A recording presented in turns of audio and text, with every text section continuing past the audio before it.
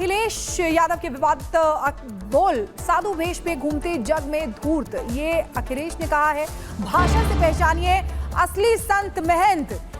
ये आपको बता रहे हैं साधु संतों पर अखिलेश के विवादित बोल बता रहे हैं आपको। देखिए बड़ी खबर आपको बता रहे हैं किस तरीके से साधु वेश में घूमते जग में धूर्त अनंत है, ये अखिलेश का कहना है।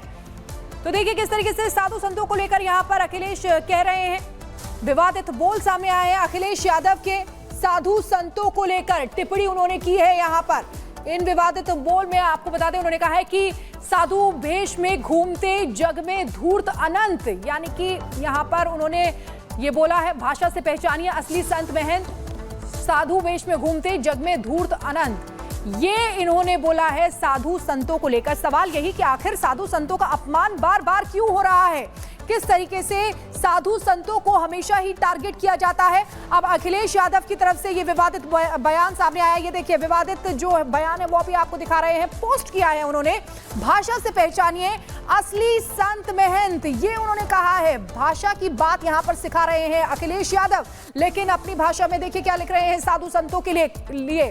साधु वेश में घूमते जग में धूर्त अनंत, यानी कि साधु संतों को यहाँ पर धूर्त कहते हुए नजर आ रहे हैं। साधु वेश में धूर्त जो है वो घूम रहे हैं। अखिलेश यादव का सीधा वार यहाँ पर अब साधु संतों के ऊपर हो रहा है। किस तरीके से राजनीति करते करते अब धार्मिक भावनाओं को भड़काने की यहाँ पर कोशिश अखिलेश यादव की तरफ से कह सकते हैं हो रही है, बल्कि ये कहेंगे कि अपमान यहाँ पर साधु संतों का सीधे किया गया है, जिसमें उन्होंने कहा है कि भाषा से पहचानिए असली संत महंत। तो ये बड़ी खबर आपको बता रहे हैं और क्या उन्होंने पोस्ट किया है वो भी लगातार आपको आपकी टीवी स्क्रीन पर दिखा रहे हैं। जो उन्होंने पोस्ट किया है, भाषा से पहचानिए असली साधु संत, साधु वेश में घूमते जग में धूर्त अनंत। तो ये अखिलेश यादव ने पोस्ट किया है जो आपको दिखा रहे हैं अखिलेश। और इस वक्त हमारे साथ आचार्य विक्रमादित्य फोन लाइन पर जुड़ चुके हैं। आचार्य विक्रमादित्य, आप देख रहे हैं अखिलेश यादव का पोस्ट, वो कह रहे हैं कि आप साधु संतों को पहचानिए जग में धूर्त अनंत, मतलब धूर्तों से साधु संतों की तुलना है क्या? इनको दाढ़ी वालों में मौलाना दिखाई देते हैं, हर जगह आतंकवादियों में मौलाना दिखाई देते हैं और संतों के अंदर इनको आतंकी दिखाई दे रहे हैं। समस्या ये है कि सावन के अंधे हैं, हरा ही हरा दिख रहा है और कुछ दिखाई नहीं दे रहा है। और एक पुरानी कहावत है रामायण के अंदर आई, जाकी रही भावना जैसी। ये खुद धूर्त है, इसलिए इनको धूर्त दिखाई दे रहे हैं संत महात्मा। भारत की परंपरा रही है कि संत कहीं भी दिखाई दे जाए उसको प्रणाम करो, उसका आशीर्वाद देने का प्रयास करो। लेकिन आज मुल्ला मौलानाओं की तरह जिस प्रकार से, पुरानी कहावत है, इन्होंने तो भक्त कार सेवकों की, राम भक्तों की हत्या करवा दी थी, गोली चलवा दी थी इनके पिताजी ने। वही कार्य ये कर रहे हैं, राजनीतिक तुष्टीकरण के लिए पराकाष्ठा प्राप्त कर चुके हैं। मुझे बड़ा दुखद है कि ऐसे लोग, संत जो अपना घर त्याग चुका, कोई कार्य नहीं, सिर्फ समाज के कल्याण के लिए, आध्यात्मिक उत्थान के लिए, और उसके ऊपर इतना बुरा आक्षेप कर रहे हैं। मुझे हीनता आती है कि ऐसे व्यक्ति राजनीति में किस प्रकार से चल रहे हैं। भारत को जागना चाहिए, भारत की जनता को देखना चाहिए। जो यादव वोट इनके साथ जुड़ा हुआ है वो भी तो कहीं ना कहीं सनातन पद्धति से जुड़ा हुआ है, कहीं ना कहीं हिंदू है। उनको भी समझ में आना चाहिए कि संत परंपरा किस प्रकार की है। संत का सम्मान बाल्यकाल से बालों को हिंदुस्तान में सनातन परंपरा में सिखाया जाता है, और जिसकी उपेक्षा ये कर रहे हैं उसका समय वास्तविक तौर पर इनको प्रभाव आज हिंदू समाज जाग रहा है। और आचार्य विक्रमादित्य, इनको दिक्कत किस बात से है? क्योंकि हम देखते हैं साधु संतों को अक्सर समाजवादी पार्टी टारगेट करने लगती है, सनातन को टारगेट करने लगती है। इनको दिक्कत क्या है? ये दूसरे धर्म से ज्यादा हमदर्दी है कि अपने धर्म का विरोध है? ये या अपने धर्म से दिक्कत है? इनको कोई सनातन से दिक्कत तो है ही है, इनको केवल मुस्लिम वोट चाहिए। इनको पता है कि राम भक्त वोट नहीं देंगे, मुस्लिम वोटों को एक कर ले। बंदर बाट बनी हुई है मुस्लिम वोटों की, कोई भी किसी प्रकार से सनातन को गाली दे और मुस्लिम वोट को अपनी तरफ आकर्षित कर ले। और मुझे बड़ी विचित्र स्थिति है कि जो हिंदू गाली दे रहा है वो मुसलमानों को हितैषी बनता चला जा रहा है। ये हम लगातार देख रहे हैं, पूरे भारत में यही परंपरा चल रही है कि जो हिंदू को, सनातन को गाली दे दे के लगातार जो फॉर्मूला चल रहा है, ऊपर से लेकर नीचे तक, कश्मीर से लेकर तमिलनाडु तक यही परंपरा निभाई जा रही है। और इसका आज मैं कहूंगा कि हमारे सर्वोच्च न्यायालय क्या कर रहे हैं? सर्वोच्च न्यायालय यानी यहाँ पर गाली देने की खुलेआम जो स्थिति उत्पन्न हो गई है कि अगर यहाँ किसी का दिमाग घूम गया तो क्या होगा। सत्संस्कृता भारत सनातन संस्कृति में नहीं होते हैं, लेकिन जिस प्रकार की स्थिति ये बना रहे हैं, यहाँ भी दिमाग, लोगों का दिमाग फिरते देर नहीं लगेगी। ये स्थिति इनको समझ में आनी चाहिए। जिस प्रकार का जो एक खुला एक जो वोटों की बंदरबाट करने का प्रयास चल रहा है, मुसलमान वोटों के तुष्टिकरण के लिए जो खेल खेल रहे हैं अखिलेश यादव, इसका जवाब इनको दिया जाना चाहिए। सनातन स्थिति ऐसी है कि संत महात्मा पूरी तरह से तैयार है। आप देखें शिमला के अंदर क्या हो रहा है, हिमाचल के अंदर जो स्थिति बन रही है, लोग जो आचार्य विक्रमादित्य कह रहे भाषा से पहचानिए, ये क्या मतलब है? भाषा से पहचानिए असली संत कौन है? जो लोग कहते हैं कि 5 मिनट के लिए पुलिस हटा दो तो हम करके दिखा देंगे, उन पर ये चुप रहते हैं। उनके साथ तो ये रोजा इख्तियार कर रहे हैं ना जी, उनके साथ तो जाके सेवैयां खा रहे हैं, उनके साथ उनको क्या कहेंगे? ये केवल भाषा से पहचानने की जरूरत जो केवल कह रहे, ये केवल सीधा जो रास्ता दिखा रहा है। शुक्रिया आचार्य विक्रमादित्य हमारे साथ जुड़े थे।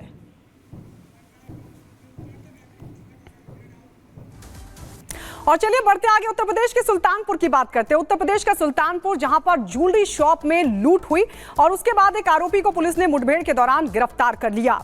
बदमाश के पैर में गोली लगी है। ये पूरा मामला क्या है, कैसे हुई मुठभेड़, कैसे मुठभेड़ में बदमाश का एनकाउंटर हुआ, इस रिपोर्ट में पूरी खबर समझिए। उत्तर प्रदेश के सुल्तानपुर में ज्वेलरी शॉप लूटकांड में बदमाश मंगेश यादव का एनकाउंटर हुआ था। इसी केस में एक और बदमाश के साथ पुलिस की मुठभेड़ हुई। बदमाश अजय यादव के साथ पुलिस की मुठभेड़ हुई। इसमें अजय को गोली लगी, जिससे वो जख्मी हो गया। लूटकांड के इस आरोपी पर पुलिस ने 1 लाख रुपए का इनाम रखा था। पुलिस ने बदमाश अजय के द्वारा लूटी गई ज्वेलरी भी बरामद की है। गोली लगने से जख्मी बदमाश अजय यादव को इलाज के लिए तुरंत अस्पताल पहुंचाया गया। उसकी हालत खतरे से बाहर है, लेकिन फिलहाल वो अस्पताल में भर्ती है। मंगेश यादव इसी बदमाश का साथी था, जो कि पहले ही पुलिस मुठभेड़ में मारा गया है। बदमाशों के पास से लूटे गए सोने के जेवरात भी बरामद किए गए हैं। लूटकांड के दौरान बदमाशों ने जिस बोलेरो गाड़ी को बैकअप में रखा था, उसे भी पुलिस ने बरामद कर लिया है। पुलिस मामले की छानबीन कर रही है।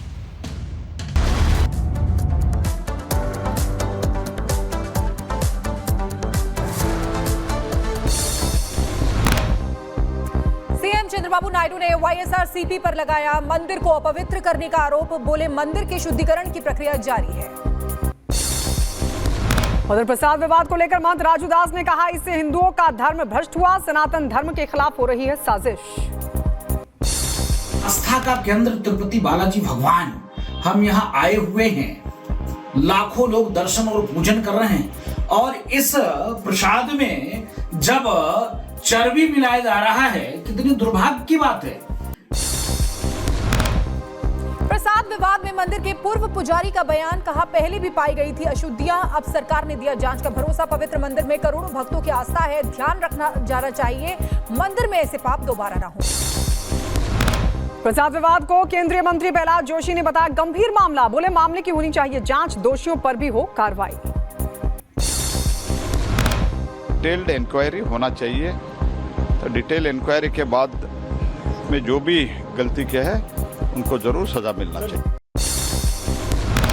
प्रसाद विवाद पर बोले राम मंदिर के मुख्य पुजारी आचार्य सत्येंद्र दास, बालाजी मंदिर का प्रसाद जहां जहां जाता है वहां होनी चाहिए जांच। नहीं, मैं समझता हूँ जहाँ जहाँ भी वो मंदिर हैं और जहाँ बालाजी का संबंध है, वहाँ सभी जगह वो लड्डू जाते हैं, और सभी जगह इस लड्डू का प्रयोग लोग किए हैं, और करने के बाद में वो आज जब पता चल रहा है तो लोग दुखी हैं। आंध्र प्रदेश सरकार में मंत्री पवन कल्याण ने प्रसाद में मिलावट पर दिया कार्रवाई का भरोसा, और साथ ही की मंदिरों से जुड़े मुद्दों के समाधान के लिए बोर्ड बनाने की मांग की। प्रसाद विवाद पर बोले कांग्रेस नेता राशिद अल्वी, कहा आंध्र सरकार और बीजेपी एक साथ हैं, ये करोड़ों लोगों की आस्था का मामला है, पीएम और सीएम को दे देना चाहिए इस्तीफा। तिरुपति मंदिर के प्रसाद में मिलावट को लेकर भड़का लोगों का गुस्सा, भोपाल में लोगों ने किया प्रदर्शन। तिरुपति प्रसाद मामले में जगन मोहन रेड्डी ने खटखटाया हाईकोर्ट का दरवाजा, हाईकोर्ट से की चंद्रबाबू के दावे की जांच की मांग। महाराष्ट्र के नंदुरबार में जुलूस के दौरान 2 समुदायों के बीच हुआ पथराव, पुलिस ने घटना में शामिल लोगों को लिया हिरासत में, आरोपियों के खिलाफ सख्त कार्रवाई की बात कही है। कर्नाटक में गणपति विसर्जन के दौरान फिर भड़की हिंसा, दावणगेरे में मूर्ति पर पथराव के बाद तनाव का माहौल, दोनों ओर से जमकर चले पत्थर।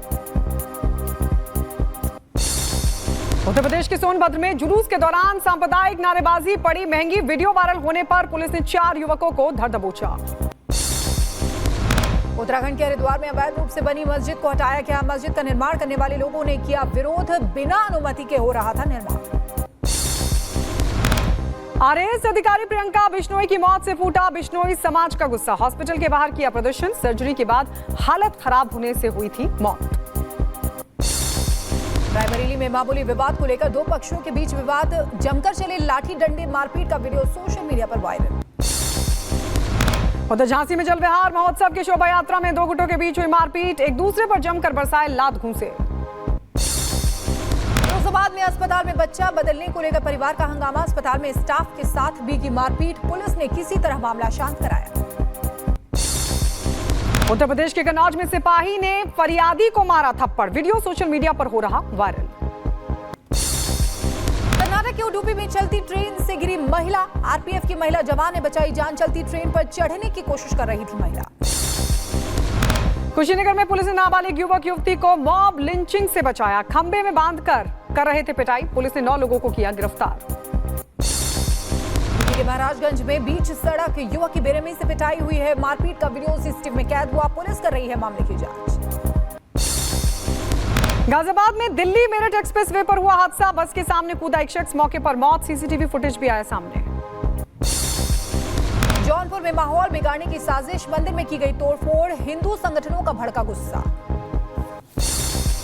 समस्तीपुर में नाबालिग की रेप के बाद हत्या मामले पर भड़का लोगों का गुस्सा। आरोपी की गिरफ्तारी को लेकर किया प्रदर्शन। पुलिस ने किया लाठीचार्ज।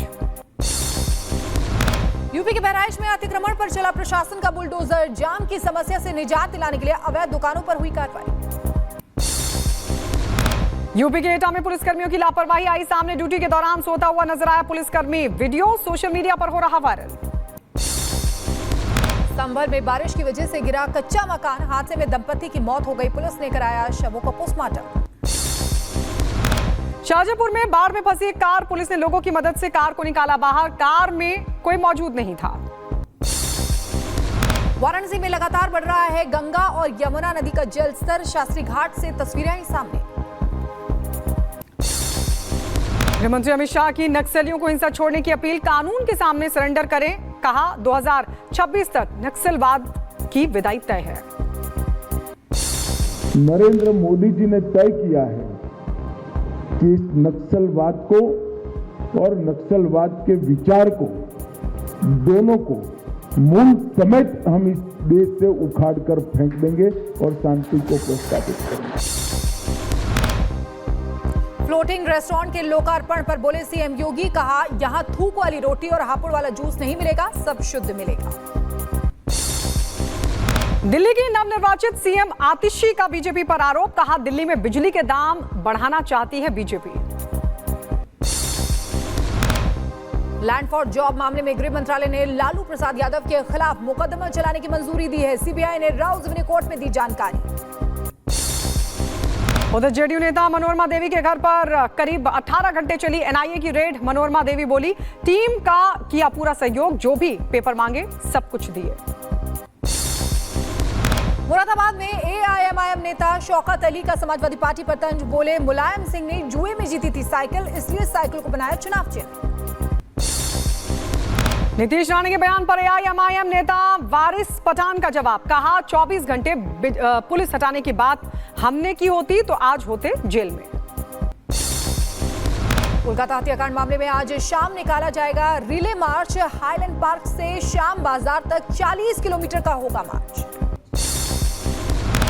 वक्फ संशोधन बिल के लिए बनी जेपीसी की बैठक का आज दूसरा दिन। आज मुस्लिम राष्ट्रीय मंच, भारत फर्स्ट और ऑल इंडिया सजदा मसीन काउंसिल के प्रतिनिधि अपनी राय रखेंगे। महाराष्ट्र